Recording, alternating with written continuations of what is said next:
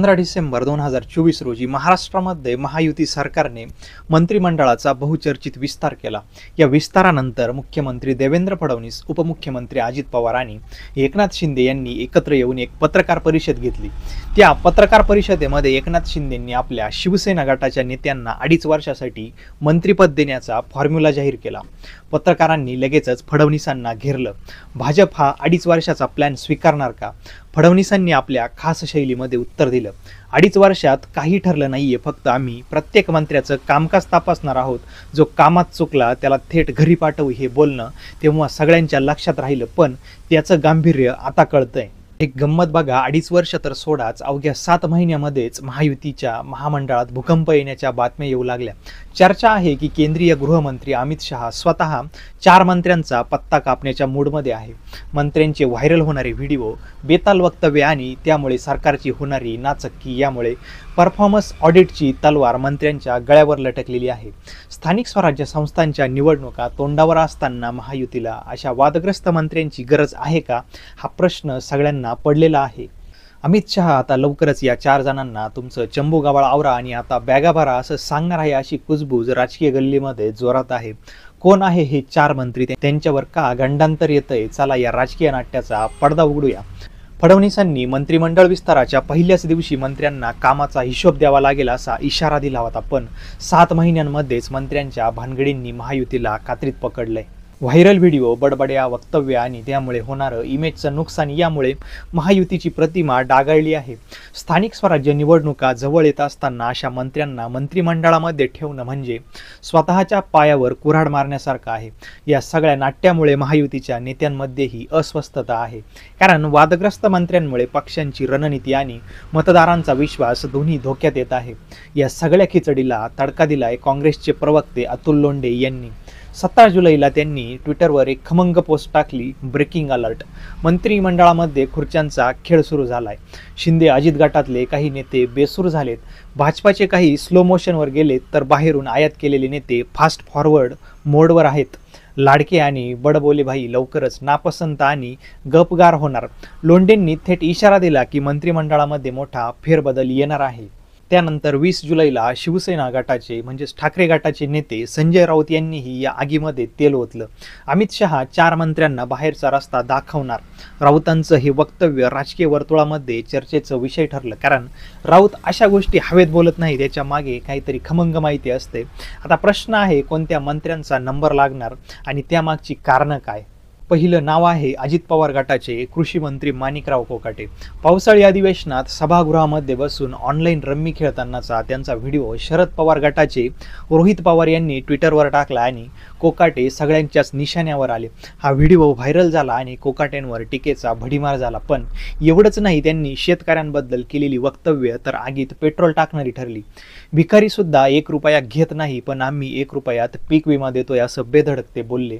एवढंच नाही तर शेतकरी कर्ज घेतात आणि कर्जमाफीच्या आशेने परतफेड करत नाहीत आणि अवकाळी पावसाच्या नुकसानावर ढेकळांचे पंचनामे करायचे का असं बिनबुडाचं आणि बिनडोक बोलणं त्यांनी केलं। ही वक्तव्य शेतकऱ्यांचा अपमान करणारी होती आणि त्यामुळे महायुतीच्या मतदारांमध्ये नाराजी पसरलेली आहे।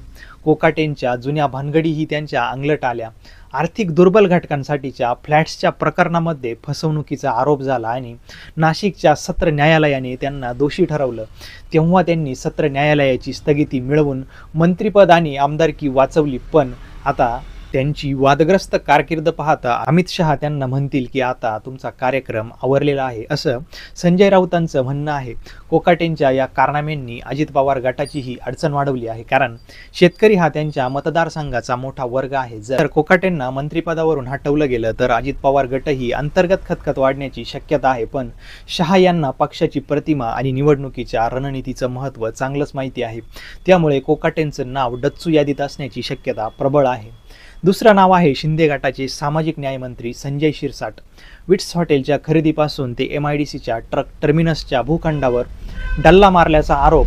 शिरसाटांच्या अडचणींची यादी वाढतच गेली। अलीकडेच आयकर विभागाने त्यांना 2019 ते 2025 या दरम्यान वाढलेल्या संपत्तीचं स्पष्टीकरण मागणारी नोटीस पाठवली। ही नोटीस आल्यानंतर दुसऱ्याच दिवशी त्यांचा एक व्हिडिओ व्हायरल झाला। ज्यामध्ये ते बेडवर सिगारेट फुंकत असताना फोनवर बोलताना दिसले आणि बाजूला पैशांनी ठासलेली बॅगही दिसली. त्यांनी त्या बॅगेमध्ये कपडे होती अशी चाट मारून डॅमेज कंट्रोलचा प्रयत्न केला, पण तोपर्यंत महायुतीचं आणि शिरसाटांचं नुकसान झालं होतं. सामाजिक कार्यकर्ते विजय कुंभार यांनी सामाजिक न्याय विभागातल्या टेंडर घोटाळ्यांची चौकशी व्हावी अशी मागणी फडणवीसांकडे केली. सततच्या आरोपांमुळे आणि त्यामुळे जनमानसात निर्माण होणारी नाराजी पाहता शिरसाटांचं नाव डच्चू मिळणाऱ्यांच्या 4 जणांमध्ये असण्याची शक्यता आहे. तिसरं नाव आहे शिंदे गटाचे मंत्री भरत गोगावले. पालकमंत्रीपदाच्या वादापासून ते सतत चर्चेत आहेत. राष्ट्रवादीच्या सूरज चव्हाण यांनी एक व्हिडिओ पोस्ट केला ज्यात गोगावलेंवर अघोरी पूजा केल्याचा आरोप झाला. त्यातच त्यांनी नारायण राणेंची उंची गाठण्यासाठी मारामारी खून केले असं वादग्रस्त विधान केलं. अजित पवार गट आणि राणेंच्या विरोधात बोलणारी गोगावलेंची भूमिका कोकणामध्ये महायुतीत तणाव निर्माण करते. रायगडच्या पालकमंत्रीपदावरून तटकरे आणि गोगावलेंमधली चुरस हा तिढा वाढवत आहे. या सगळ्यांमुळे गोगावलेंचं मंत्रिपद जाण्याची शक्यता आहे.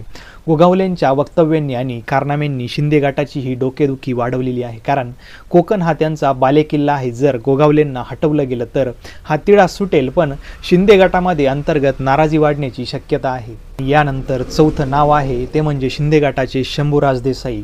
विधान परिषदेच्या अधिवेशनामध्ये त्यांनी सभागृहातच ठाकरे गटाचे अनिल परबांना बाहेर ये तुला दाखवतो अशी उघड धमकी दिली होती.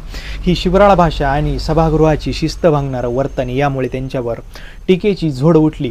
याशिवाय जेव्हा ते उत्पादन शुल्क मंत्री होते तेव्हा कॅगने त्यांच्या कारभारावर अनियमिततेचा ठपका ठेवला. परवाना नूतनीकरण आणि व्याज आकारणीच्या चुकीमुळे 20 कोटी, 15 लाख आणि 70 कोटींचा तोटा झाल्याचा अहवाल आहे. कॅगच्या या अहवालाने आणि देसाईंच्या सभागृहातील वर्तनामुळे त्यांच्यावर टीका होत आहे. देसाईंचं मंत्रिपद धोक्यात येण्यामागं हे देखील मोठं कारण आहे. याशिवाय चर्चेत आहे भाजपाचे मंत्री नितेश राणे. त्यांच्या बेताल वक्तव्यांनी भाजपची डोकेदुखी वाढवलेली आहे. राणेंच्या वक्तव्यामुळे पक्ष अडचणीत येतो असं खुद्द प्रदेशाध्यक्ष रवींद्र चव्हाण यांनी जाहीरपणे कबूल केलं. चव्हाण यांनी राणेंना समज दिल्याची चर्चा आहे आणि TRPसाठी वाद टाळण्याचा इशारा दिलाय. राणेंच्या वक्तव्यांनी अनेकदा भाजपाला कोंडीत पकडलं आहे आणि स्थानिक स्वराज्य निवडणुका जवळ येत असताना अशा वादग्रस्त नेत्यांना मंत्रिमंडळात ठेवणं भाजपासाठी जोखमीचं ठरू शकतं. राणेंना जर डच्चू मिळाला तर कोकणामध्ये भाजपाच्या रणनीतीवर त्याचा परिणाम होईल, पण पक्षाची प्रतिमा सुधारण्यासाठी हा निर्णय अपरिहार्य ठरू शकतो. या सगळ्या घडामोडींचा विचार करता अमित शहा आणि भाजपाचं शीर्ष नेतृत्व मंत्रिमंडळात खांदेपालट करून वादग्रस्त मंत्र्यांना बाजूला करण्याची शक्यता आहे.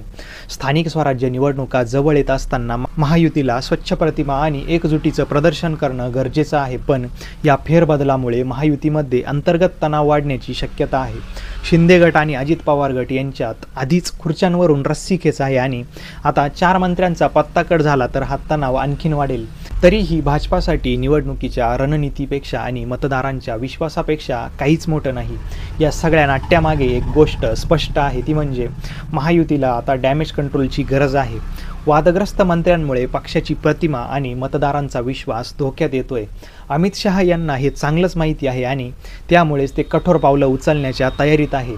पण प्रश्न असा आहे की हा फेरबदल महायुतीला नवसंजीवनी देईल का, की हा फक्त राजकीय नौटंकी ठरेल? आणि जर हे 4 मंत्री खरंच बाहेर पडले तर त्यांच्या जागी कोण येणार? नवे चेहरे की जुन्या खेळाडूंचं परत आगमन होणार? या सगळ्या प्रश्नांची उत्तरं येत्या काळात समोर येतीलच. तुम्हाला काय वाटतं, या फेरबदलामुळे महायुतीची इमेज सुधारेल का, की हा सगळा खेळ निवडणुकीच्या पार्श्वभूमीवरचा ड्रामा आहे आणि कोणत्या मंत्र्याचा पत्ता कट व्हायला हवा असं तुम्हाला वाटतं? तुमची मतं आणि प्रतिक्रिया आम्हाला कमेंट्समध्ये नक्की कळवा आणि अशाच चटपटीत खमंग राजकीय घडामोडींसाठी आपल्या चॅनलला सबस्क्राईब करायला विसरू नका. चला भेटूया पुढच्या नवीन भागामध्ये एका नवीन अपडेटसह, कारण राजकारणात काहीही होऊ शकतं. धन्यवाद. जय महाराष्ट्र.